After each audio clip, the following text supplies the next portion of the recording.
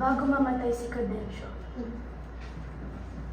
nakita ko ang bakas ng paghihirap na ginawa sa kanya. Nararamdaman kong humihina na ang kanyang katawan, pero malakas pa rin ang kanyang loob.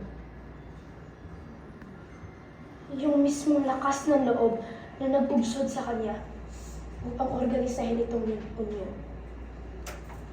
Kaya't sama-sama ninyong ipaglaban ang inyong karapatan at huwag isuko ang welga, ano man ang mangyari.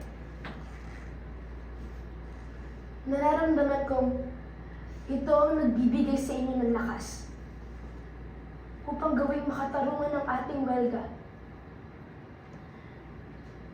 Hindi ko matatawaran ang ginawa nilang pagpapahirap at pagpaslang kay Cadensyo. Alam ko,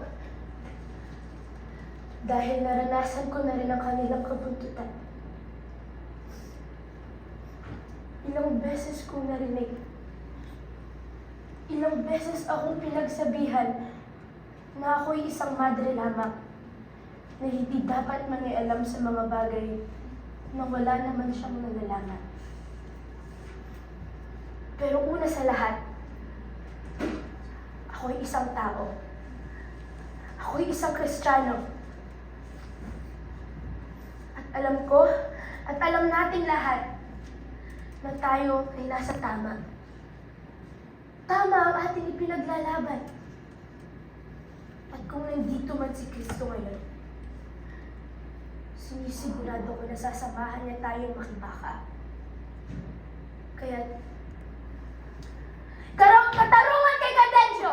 Katarungan! Magbuhay ang welga! Magbuhay ang mga manggagawa! Mabuhay! Once again, Trisha Lacamba and Teresa